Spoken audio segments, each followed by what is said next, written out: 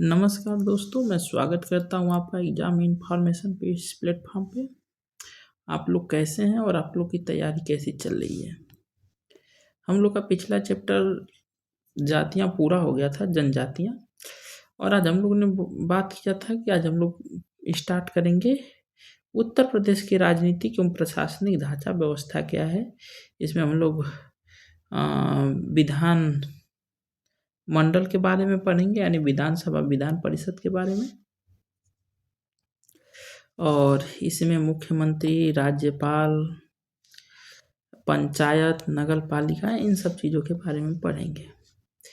तो आपको ये पीडीएफ टेलीग्राम चैनल पे मिल जाएगी, जिसका लिंक वीडियो के डिस्क्रिप्शन में है। और ये शुरुआत में आपको नोट्स दिया गया है, उसके बाद आप लोग का क्वेश्चन है। नोट्स भी बहुत ही अच्छा दिया गया है, एकदम शॉर्टकट में, एकदम उपयोगी नोट्स। आप इसे भी लेके एक बार शॉर्टकट रिवीजन के लिए बहुत ही बेस्ट है। शॉर्टकट क्या, लगभग पूरा इसमें कवर है छोटे छोटे में। इसमें शासन, प्रशासन और राज्यपाल। तो आपको पता है कि जो राज्य है वो भाग 6 में राज्यों के शासन प्रशासन की बात की गई है, जो 152 से लेकर 237 तक चलता है। ठीक है। किसी भी अच्छा, उत्तर प्रदेश में संसदात्मक प्रणाली लागू है, मतलब कि आपका 3 अंग होंगे, जिसमें कार्यपालिका, विधायिका और न्यायपालिका आएगी। हालांकि ये सब नहीं देखना है, बस हम नोट्स के बारे में आप लोग को दिखा रहे हैं। हाँ, उत्तर प्रदेश में द्विसदनात्मक प्रणाली है, जैसे विधानसभा और विधान परिषद वाली। ठीक है।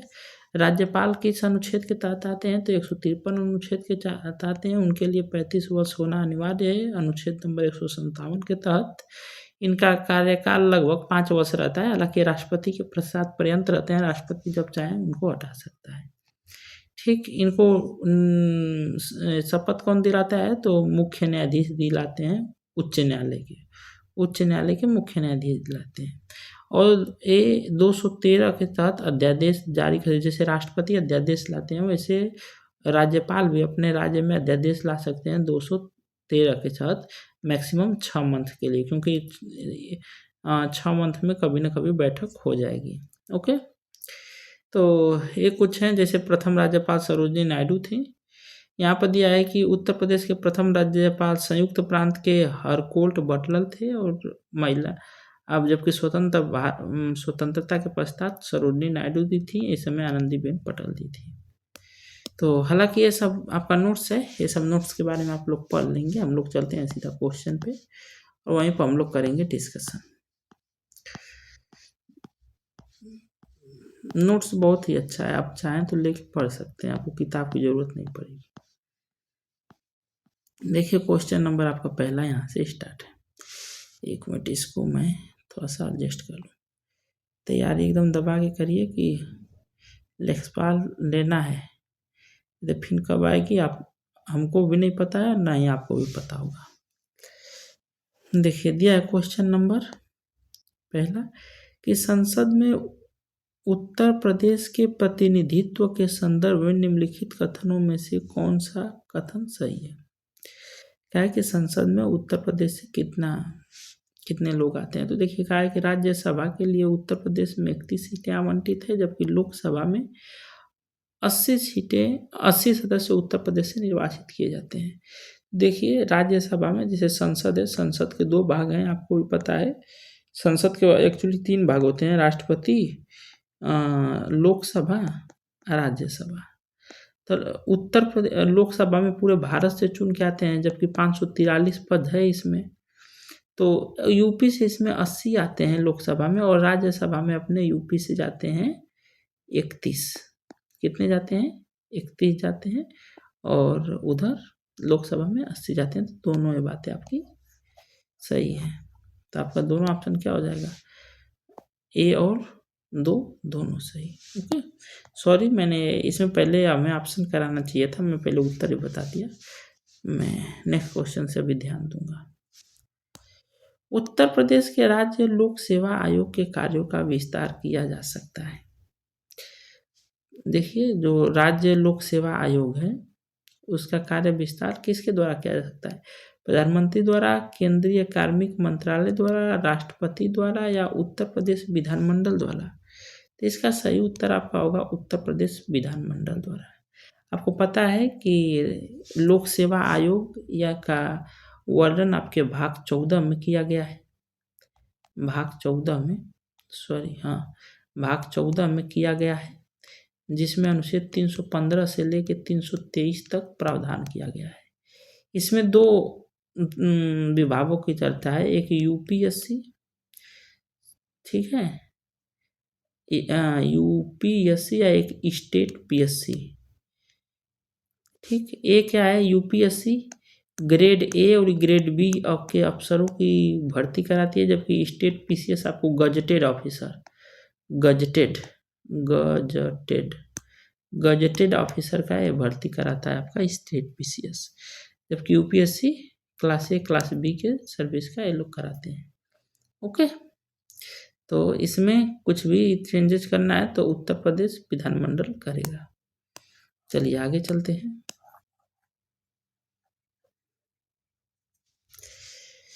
क्वेश्चन नंबर 3 आपका बोला हुआ है कि राज्य विधानमंडल की बैठक आयोजित करने के लिए कोलम गर्भपूर्ति क्या है। जैसे क्या है कि राज्य विधानमंडल का आपको कार्रवाई या बैठक स्टार्ट करनी है तो कम से कम कितने सदस्य होने चाहिए। जैसे केंद्र में तो 1/10 है, अगर लोकसभा में अगर इतना नहीं रहेगा तो स्टार्ट नहीं होगी, कम से कम इतना चाहिए। देखिए इसमें दिया है कि 30 सदस्य या कुल सदस्यों का 10वां हिस्सा जो भी कम हो, सदस्य की कुल सदस्य का आधा, मतलब कुल सदस्य का आधा, सदस्य की कुल सदस्य का 1/4 या 10 सदस्य या कुल सदस्य का 10वां हिस्सा जो भी कम हो। देखिए आपका इसका ऑप्शन डी नंबर सही होगा, 10 सदस्य या कुल सदस्य का 10वां हिस्सा अगर रहेगा तो आपका कार्रवाई स्टार्ट हो जाएगी। ओके, चलिए आगे चलते हैं। नेक्स्ट क्वेश्चन आपका क्या कहा है, क्वेश्चन नंबर 4। क्वेश्चन नंबर 4 का है कि निम्नलिखित अनुच्छेदों में से कौन एक राज्य सरकार के ग्राम पंचायतों को संगठित करने के लिए निर्देशित करती है। कहा है कि राज्य सरकार को ग्राम पंचायतों को संगठित करने के लिए निर्देशित करता है। 32, 40, अनुच्छेद 48, 51। तो बताइए कौन सा ग्राम पंचायत के बारे में है। तो आप लोगों ने बहुत याद किया होगा कि अनुच्छेद जो 40 है वो ग्राम पंचायत के बारे में। 32 क्या है, तो सुप्रीम कोर्ट 5 रीट जारी करती है, इसे मूल अधिकारों को मूल अधिकार बनाने वाला ये मूल अधिकार है 32, और इसे 32 को ही भीमराव अंबेडकर जी ने संविधान का आत्मा कहा था। देखिए जब आर्टिकल में आत्मा पूछेगा तो 32 हो जाएगा, और भाग में पूछेगा तो प्रस्तावना आपका संविधान की आत्मा है, ठीक। इसे भीमराव अंबेडकर जी ने कहा था कि ये संविधान की आत्मा है। 48 में क्या है, तो कृषि एवं पशुपालन है, कृषि एंड पशुपालन, ओके। 51 में क्या है, तो इसमें अंतर्राष्ट्रीय शांति की बात की गई है, और इसी के तहत भारत यूएन का सदस्य है, ठीक है, यूनाइटेड नेशन का सदस्य इसी के तहत है, अंतर्राष्ट्रीय शांति को बढ़ावा देने के लिए। चलिए आगे चलते हैं। क्वेश्चन नंबर आपका 5 का हुआ है कि उत्तर प्रदेश में उच्च न्यायालय ने कौन कार्य निर्धारित किए। उत्तर प्रदेश में उच्च न्यायालय ने कैसे कार्य निर्धारित किए। देखिए कहा है कि उच्च न्यायालय और उसकी न्यायपीठ दोनों इलाहाबाद में है, गलत बात है। उच्च न्यायालय इलाहाबाद में और उसकी न्यायपीठ लखनऊ में, ये सही बात है। आगे क्या दिया, ये सही बात है। उच्च न्यायालय लखनऊ, उसकी खंडपीठ इलाहाबाद, नहीं, विपरीत है। उच्च न्यायालय और उसकी न्यायपीठ दोनों लखनऊ में, गलत बात है। आपका ऑप्शन इसका बी सही हो जाएगा। अच्छा, आपको ये पता होना चाहिए कि इलाहाबाद उच्च न्यायालय का स्थापना 1866 में हुआ था और उसकी न्यायपीठ लखनऊ में खोली गई थी। ओके, चलिए। अच्छा, राज्यों में उच्च न्यायालय अनुच्छेद 214 के होते हैं। जैसे में केंद्र में 124 का है सुप्रीम कोर्ट, वैसे इसी को आगे कर दीजिए, जो को आगे कर दीजिए। 214 आपको राज्यों में उच्च न्यायालय का वो करता है कि राज्यों में उच्च न्यायालय रहेंगे। 226 के तहत ये लोग, जैसे 32 के तहत 5 रिटों निकालता है सुप्रीम कोर्ट, वैसे ही ये हाई कोर्ट भी 226 के तहत अपना निकालते हैं। ओके, चलिए आगे चलते हैं। अच्छा, 215 के तहत अनुच्छेद, ये अभी लिखने वाले छोड़िए, 215 आप लोग कंफ्यूज हो जाएंगे। बस 214 के तहत इसका प्रावधान है, 226 के तहत ये रीट निकालता है, इतना आप लोग ध्यान रखिए। और 1866 में इलाहाबाद प्रयागराज का न्यायालय का गठन हुआ था, उसका खंडपीठ लखनऊ में खुला था। ओके, आगे चलिए जी, क्या कर रहा है कि भारतीय संविधान के किस अनुच्छेद के अंतर्गत विधान परिषद की स्थापना या समाप्ति की व्यवस्था की गई है। विधान परिषद किस अनुच्छेद के तहत या तो नया बनाया जा सकता है या खत्म किया जा सकता है। आपको पता है कि 6 विधान परिषद बस उत्तर पूरे भारत में है, में 6 राज्यों के पास है और सब के पास विधानसभा है। तो क्या है कि 168, 169, 170, 171, ठीक। तो इसका सही उत्तर हो जाएगा 69। देखिए, आपको राज्य विधानसभा से संबंधित 4 अनुच्छेद है, जो 68, 69, 70, 71 दिया हुआ है। देखिए, 68 में कहा गया है विधान परिषद के बारे में, विधानमंडल के बारे में। विधानमंडल रहेगा सभी राज्यों के पास। 69 में कहा गया है विधान परिषद,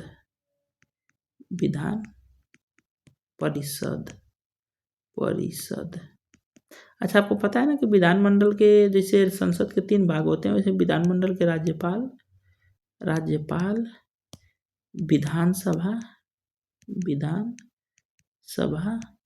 विधानमंडल, परिषद, पता नहीं क्यों मंडल बार से, विधान परिषद, ये 3 अंग होते हैं। तो 69 में कहा गया है कि इसी विधान परिषद का अगर कोई राज्य चाहे तो जिसके में नहीं है, वो नया गठन करने का प्रस्ताव दे सकता है संसद को। अगर कोई अपने हटाना भी चाहता है तो हटा सकता है। जैसे में राजस्थान ने हटाने का प्रस्ताव दिया हुआ है और आंध्र प्रदेश ने कहा है कि नहीं, हमें चाहिए। ठीक है, तो विधान परिषद आपको समझ में आ गया। तो 69 में क्या है, इसको हटाने और बनाने की बात कही गई है। विधानमंडल 168 में, 170 में आपका विधानसभा है। विधानसभा के गठन है यहाँ विधान परिषद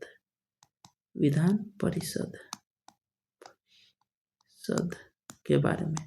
अरे, आप लोग को राइटिंग समझ में आती है कि नहीं, कमेंट करके बताइएगा तो मैं सुधार दूंगा। तो आपको समझ में आ गया होगा 4 अनुच्छेद। ओके, चलिए आगे चलते हैं। पता नहीं क्यों आज बहुत नींद आ रही है, तबीयत सही नहीं है, लेकिन रेगुलर हम लोग को काम करना इसलिए कर रहा हूँ। देखिए, मैं इतना मेहनत कर सकता हूँ तो आप भी कर सकते हैं, ठीक। तो ये बहुत ज़रूरी है। ये क्वेश्चन नंबर 7 का है कि उत्तर प्रदेश लोक सेवा आयोग के व्यय किस निधि पर भारित होता है। मतलब कुल मिला के लोकसभा के जो कर्मचारी होते हैं उनको सैलरी कहाँ से दी जाती है। भारत के संचित निधि से, राज्य के संचित निधि से, स्वयं की एकत्र निधि पर, आकस्मिक निधि स्तर। इसका सही उत्तर आपका राज्य के संचित निधि हो जाएगा। राज्य के संचित निधि से न दिया जाएगा जी। संचित निधि क्या होती है, तो किसी भी, जैसे मान लीजिए कि केंद्र किसी भी का अपना खाता, जैसे आपका सेविंग खाता होता है, अकाउंट में खाता हो, वैसे ही राज्य सरकारों का भी अपना खाता होता है। उसी में पैसा, जैसे जो भी टैक्स लेती है, जो भी पैसा इकट्ठा करती है या वो वसूलती है आपसे टैक्स के रूप में, वो सब इकट्ठा होता है इसी अकाउंट में, संचित निधि में। यहीं से सबको सैलरी बांट के देती है। ओके, अच्छा, आपको ये पता है कि इसका किस अनुच्छेद में है राज्य का संचित निधि। तो 266 अनुच्छेद में, 266 के पहला में आपका मिलेगा राज्य की संचित निधि। तो राज्य अपने लोक सेवा का कहाँ से देता है, तो अपनी संचित निधि से। यही केंद्र का रहेगा तो भारत की संचित निधि से। ओके, आगे चलिए। क्वेश्चन नेक्स्ट नंबर का है कि निम्नलिखित में से कौन राज्यपाल की नियुक्ति करता है भाई। तो आप लोग पॉलिटी में पढ़े होंगे, केंद्रीय मंत्रिमंडल, उच्चतम न्यायालय का मुख्य न्यायाधीश, लोकसभा के अध्यक्ष या भारत के राष्ट्रपति। तो आपको भी पता है कि राष्ट्रपति करते हैं इनका निर्वाचन। और आपको पता है कि 153 के तहत ये अपना ये राज्यपाल होते हैं, है ना। चलिए आगे चलते हैं। इनका कार्यकाल कितने का होता है? 5 वर्ष का होता है जनरली, हालांकि इसे पहले भी हटाए जा सकते हैं। किस अनुच्छेद के अंतर्गत विधानसभा को विधान परिषद का सृजन करने का प्रस्ताव पास करने की इजाजत मिलती है? देखिए क्या है कि विधान परिषद का सृजन आपको नया निर्माण करवाना है या इसे खत्म करवाना है, किस अनुच्छेद के तहत अभी बता के आया हूँ। 68, 69, 70, 71। तो आपको पता है कि 69 में इसे समाप्त करने या नया निर्माण करने की जानकारी है विधान परिषद को। 68 में विधानमंडल की बात है, 71 में विधान परिषद विधानसभा है, इसमें विधान परिषद है। आगे चलते हैं जी। क्वेश्चन नंबर 10 आपका बोल रहा है कि राज्य विधानसभा में कोई भी धन विधेयक पुनः स्थापित नहीं किया जा सकता बगैर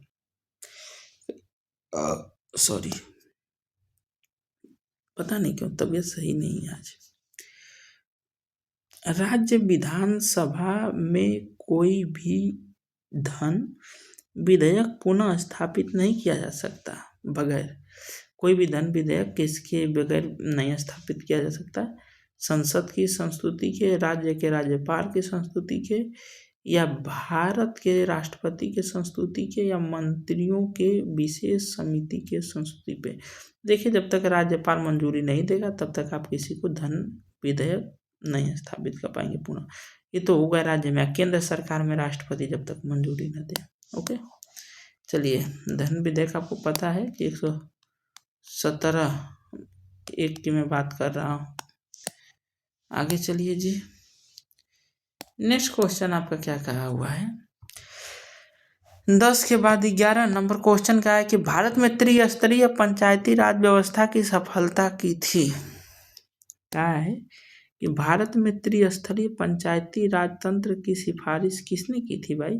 अशोक मेहता, बलवंत राय, GV.K. राव या ML सिंघवी समिति। तो इसका सही उत्तर हो जाएगा कि बलवंत राय मेहता समिति ने 3 स्तरीय पंचायत की आपकी मांग की थी।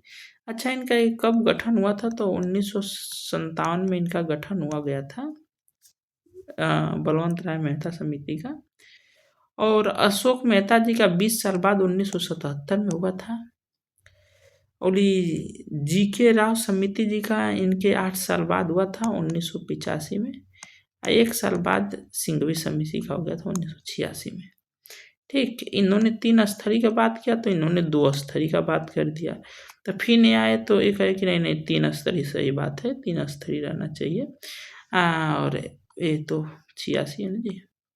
86 में ही कहा कि आप लोग जो अभी ग्राम पंचायत, क्षेत्र पंचायत या जिला पंचायत की बात कर रहे हैं, जैसे 3 स्तर पर ग्राम पंचायत, ब्लॉक पंचायत और जिला परिषद की बात कर रहे थे, तो कह रहे थे कि इन लोग को इन सबको संवैधानिक बनाओ, संवैधानिक निकाय बताओ। ML सिंघवी जी ने इसे संवैधानिक बनाने पर ज़्यादा जोर दिया कि नहीं इसे संवैधानिक बनाओ, संविधान में इसको जगह दो। तो वही आपका 73वां और 74वां संविधान संशोधन करके 1992 और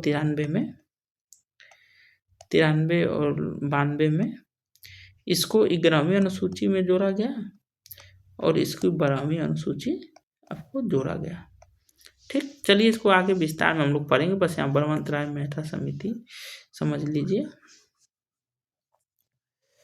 आगे नेक्स्ट क्वेश्चन, राज्य का राज्यपाल मंत्री परिषद के परामर्श से स्वतंत्र कार्य कर सकता है। क्या है कि राज्य के राज्यपाल जो होते हैं मंत्री परिषद के परामर्श से स्वतंत्र कार्य क्या क्या कर सकते हैं? मंत्री परिषद के परामर्श से विधानमंडल में सरकार को अपना बहुमत सिद्ध करने को कहने के लिए, हाँ बिल्कुल कहेंगे कि भाई अपना अपने बहुमत सिद्ध करो, कर सकते हैं। मुख्यमंत्री को बर्खास्त करने के लिए, भारत के राष्ट्रपति के विचारार्थ किसी विधेयक को आरक्षित करने के लिए, यहाँ अपने पास रखने के लिए कर सकते हैं। उच्च न्यायालय का परामर्श मांगने के लिए ये भी एक कर सकते हैं। तो इसका आपका सही हो जाएगा सभी ए नंबर 1 2 3 4। ओके, चलिए आगे चलते हैं। इसको आज बस ऐसे कर लेते हैं, कल इसको बढ़िया से विस्तार से पढ़ेंगे। जल्दी जल्दी आज कर लेते हैं। संविधान के अनुच्छेद 226 के अंतर्गत उच्च न्यायालय द्वारा किया गया निर्देश परिवर्तित किया जा सकता है।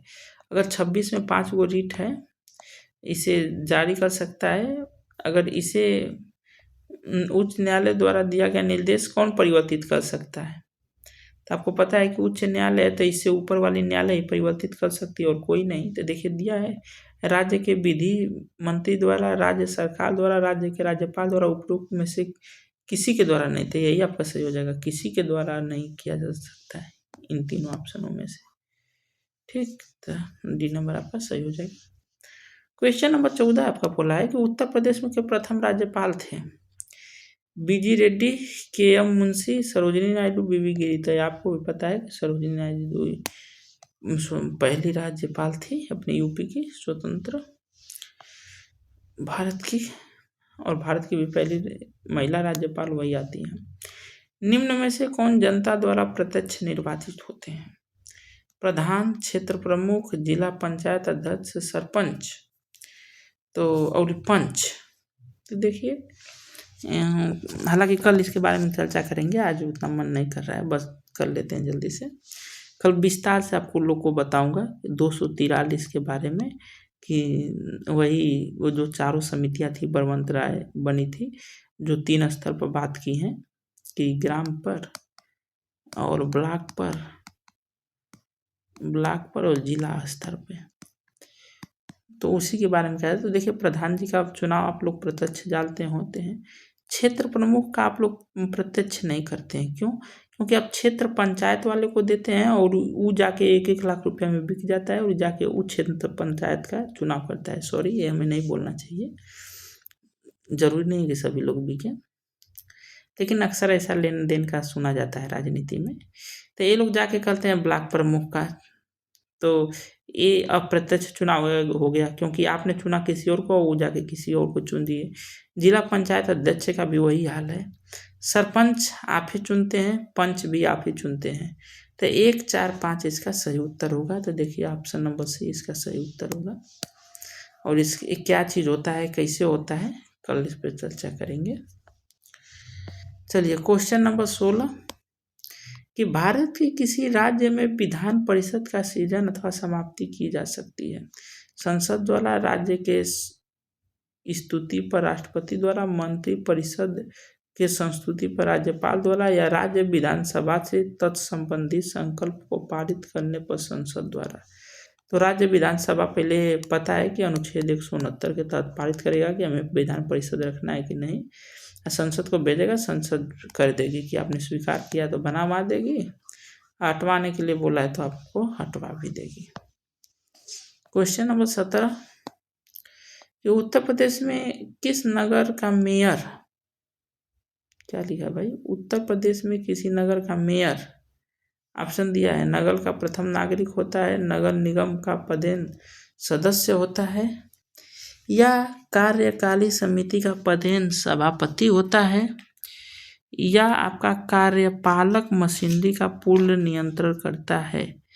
तो आप पहला ऑप्शन दिया कि पहला दूसरा, बी नंबर दिया है कि पहला दूसरा तीसरा, फिर सी नंबर दिया है कि 2 3 4 या उपयुक्त सभी। तो देखिए इसका 1 2 3 सही हो जाएगा, यानी वह नगर का प्रथम नागरिक होता है, सही बात है। नगर निगम का पदेन सदस्य भी होता है, सही बात है।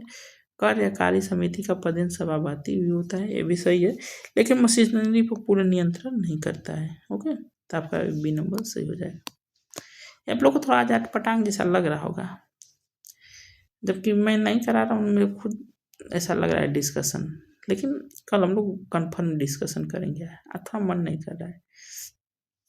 देखिए, अब तक उत्तर प्रदेश में कितनी महिलाएं मुख्यमंत्री बनी हैं? तो आपको पता है सुचेता कृपलानी और मायावती जी 2 लोग बनी हैं, तो आपका ये उत्तर हो जाएगा। आज यहीं पर रहने देते हैं क्वेश्चन नंबर 18 तक, कल से करेंगे 19 20। इसके 3 पार्ट चलेंगे वीडियो के, क्योंकि वो इम्पॉर्टेंट चैप्टर है और कल समझाने में टाइम भी लगेगा। तो मिलते हैं नेक्स्ट वीडियो में, और आप बताइए कि आपको कैसा लगा आज का वीडियो, क्या सुधार करना चाहिए और डिस्कशन करना चाहिए कि जो अभी आज बताया वैसे ही चलना चाहिए। जैसा भी हो बताइए। मिलते हैं नेक्स्ट वीडियो में। जय हिंद।